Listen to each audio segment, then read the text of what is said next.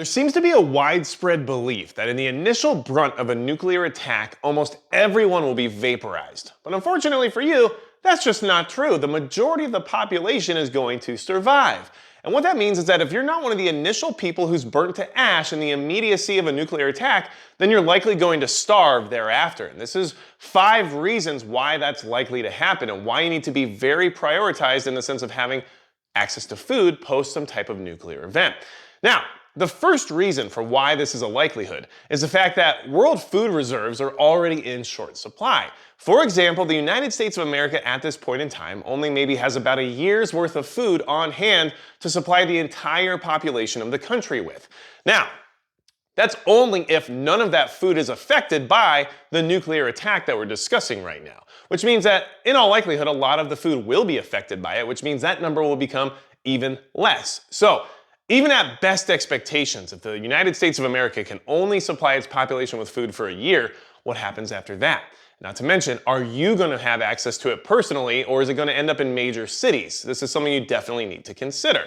Now, a lot of this information is from an article titled Food and Nutrition in the Aftermath of Nuclear War, and it's written by Alexander Leaf, MD, and I'll put a link to it down in the description as well as in the pinned comment, so that way you can check that out for yourself if you'd like, because there's a lot more detail there. There's even more reasons than the one we're discussing in this video, and I think it's a good read, okay? So, the second reason why you'll likely starve after a nuclear war or during a nuclear war or in any nuclear incident is because of supply chain breakage.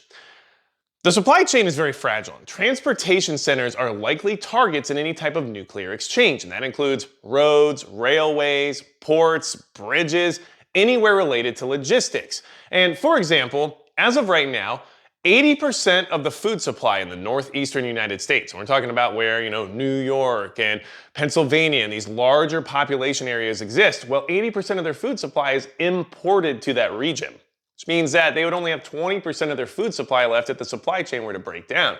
So that's something for you to definitely keep in mind. The supply chain's already fragile, it'll likely be targeted, and in that event, the food doesn't go anywhere, okay? Now, the third reason why you're probably going to starve after a nuclear war is because of production complexity. Now, when I say that, what do I mean? Well, the level of food production required today in order to support our population is a very complex network of different industries. That includes things like having access to pesticides, heavy equipment, grain elevators, cold storage, packaging plants, anything else related to getting food from the source to the hands of the consumer, right? And without this infrastructure, a lot of food is going to spoil and never make it into the hands of those who need it. So without any of that industry in place, you're going to have tons of food just rotting away in storage facilities or in packaging plants or rotting away in general in warehouses or who knows where else while somebody down the line is still waiting to eat it. And that's just part of the situation. So food that already exists will be very likely to suddenly not be edible anymore. And that's just how it works, okay? Now, the fourth reason why you're likely to starve after a nuclear war is because of food stores being raided. We know raids are part of some people's plans already, but when people get hungry and desperate, they're definitely gonna organize and group together and go find wherever the food is rather than just wait around to see what happens, right? So you can bet that grocery stores, warehouses, and even private properties are going to be raided by these people who are desperate and trying to find ways to feed themselves, okay? And the food reserves we have on hand now, which, like I said before, is maybe only a year's worth for the entire US population, they're only as good as the authority is to defend it, control it, or protect it. Without any authority in a without rule of law situation, which is exactly what we'd be dealing with in this scenario, well, that food just goes to whoever's willing to take it first. And that's a big deal, and that's definitely an issue. So keep that in mind. Raids will happen, marauders will come out of nowhere and take all the food they possibly can, which means those supplies that were on hand are even that much less at that point in time.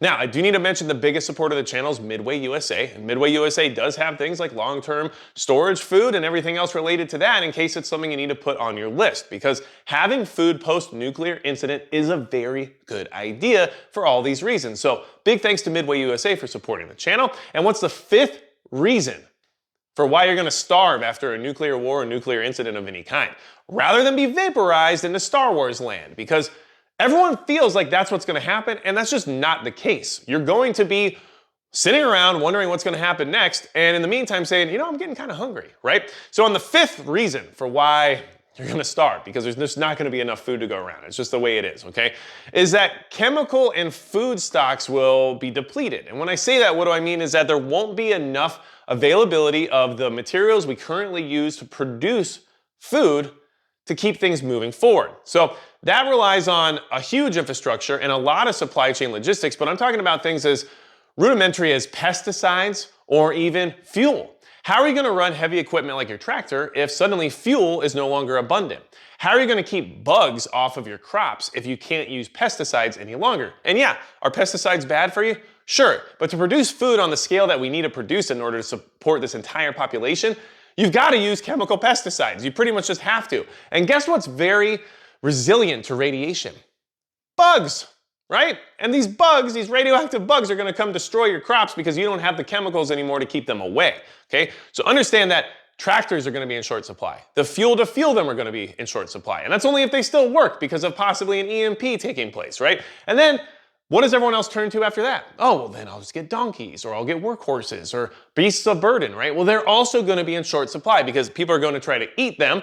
And people are going to have the same idea as you. Well, none of our tractors work, so let's turn to donkeys, right? And then everyone's going to be looking for donkeys. So you can see how quickly this problem exasperates itself, right?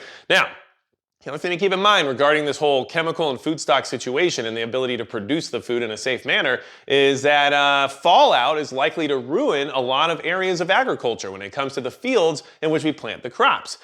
The fields become contaminated, the soil becomes contaminated, and now those crops can no longer be trusted to be eaten, at least for a certain amount of time. Could be months, could be years, it just depends on a lot of different factors. But either way, these are the 5 reasons for why you're gonna starve after a nuclear war rather than be burnt away into nothingness.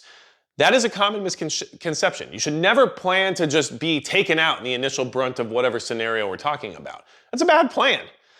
You don't want to suffer, you want to survive. Right? And planning to just be taken out immediately is very much a risky gamble. Instead, you should be planning for surviving these situations and dealing with how you're going to handle the scenario that unfolds before you, right? So do what you can to get ready for it now. Make sure you have food on hand, make sure you have access to additional food if possible, and all the things we just discussed are things that you can try to prepare for now on your own. If you have any questions for me, go to magicprepper.com. You can always go to Subscribestar and support the channel for $5 a month if you want to do that directly, just to kind of help offset some of the costs of doing the things that I try to do here.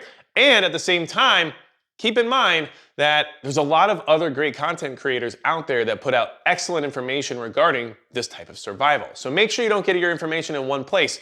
Check out what other people are telling you and what other people have to say regarding these types of events, and you'll learn as much as you possibly can, which will then set you up for success if that event were ever to occur. So, without anything else to say about it, that's going to be it for Magic Prepper.